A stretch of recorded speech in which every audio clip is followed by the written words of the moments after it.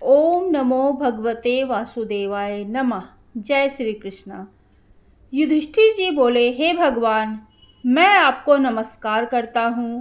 वैशाख मास के कृष्ण पक्ष की एकादशी का क्या नाम है, उसकी कथा क्या है, कृपया आप मुझे विस्तार पूर्वक बतलाइए। श्री कृष्ण कहने लगे, हे राजेश्वर, इस एकादशी का नाम वरुथिनी एकादशी है। यह सौभाग्य देने वाली, सब पापों को नष्ट करने वाली तथा अंत में मोक्ष देने वाली एकादशी है। इसकी कथा यह है कि प्राचीन काल में नर्मदा नदी के तट पर मानधाता नामक राजा राज करता था। वह अत्यंत ही दानशील तथा तपस्वी था। एक दिन जब वह जंगल में तपस्या कर रहा था, तभी ना जाने कहां से एक जंगली भालू आया और राजा का पैर चबाने लगा। राजा पूर्ववत अपनी तपस्या में लीन रहा। कुछ देर बाद पैर चबाते चबाते भालू राजा को घसीटकर पास के जंगल में ले गया। राजा बहुत घबराया, मगर तापस धर्म अनुकूल उसने क्रोध और हिंसा न करके भगवान विष्णु से प्रार्थना की। करुणा भाव से भगवान विष्णु को पुकारा। उसकी पुकार सुनकर भगवान श्री हरि विष्णु प्रकट हुए और उन्होंने चक्र से भालू को मार डाला।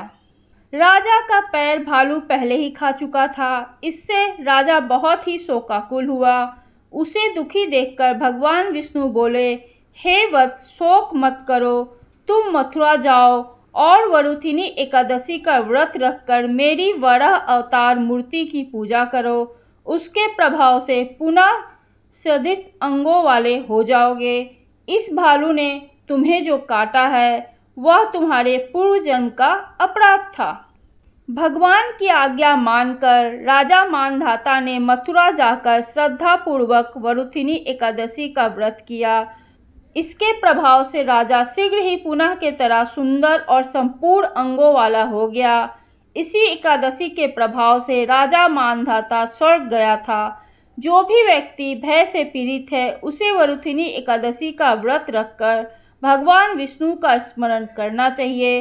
इस व्रत को करने से समस्त पापों का नाश होकर मनुष्य को मोक्ष की प्राप्ति होती है।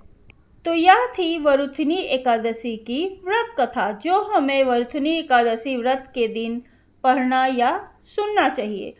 ओम नमो भगवते वासुदेवाय नमः।